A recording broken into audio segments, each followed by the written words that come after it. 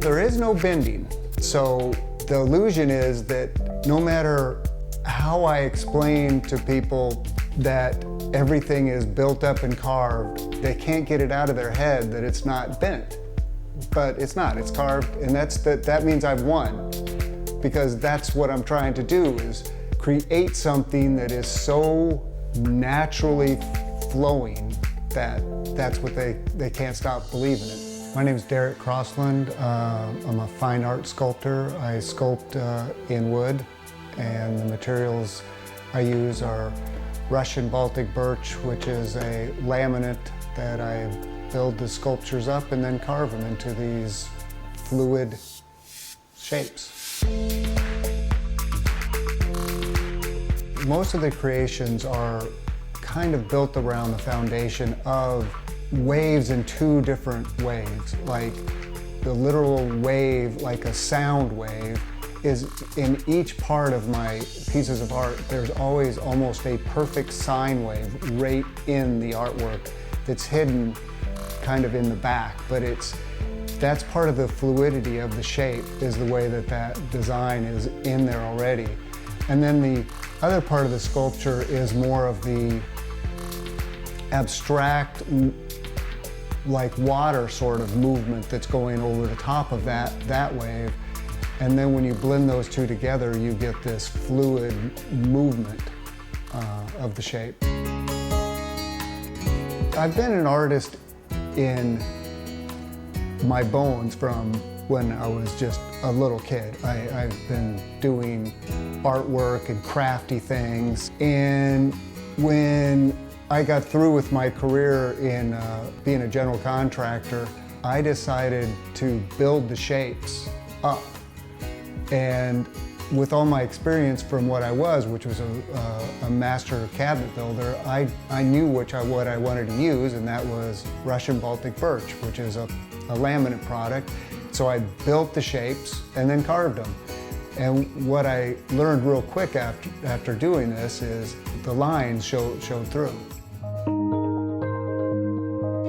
When you carve through the layers, it gives you like a really accurate depiction of what you're seeing. It's the same as topography on a map. It shows you the valleys and it shows you the high points.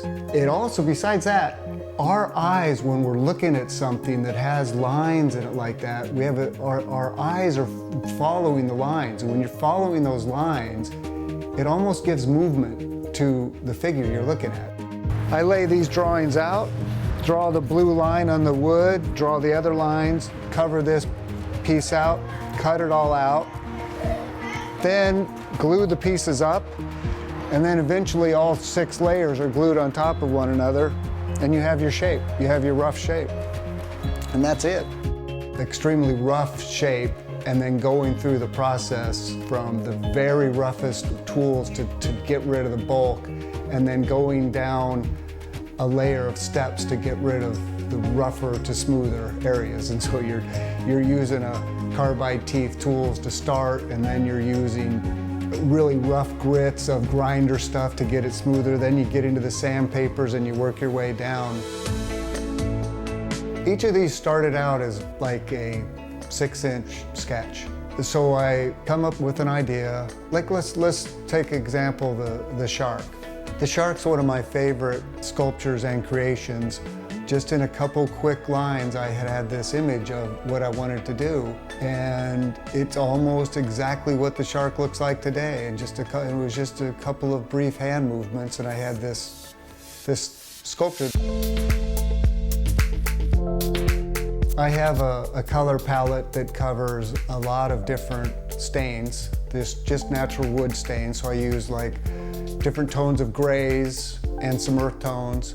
But then I have quite a few other techniques to get these blues in there, and I'm using aniline dyes when I do that. I feel like I've had the freedom to express myself. Making these sculptures, I think, is the best thing I've done in my career. I love this art world. Almost every artist out there supports each other. We're all happy for each other's success. There's no dog-eat-dog sort of thing out there. it's all positive. So it's a great place to be.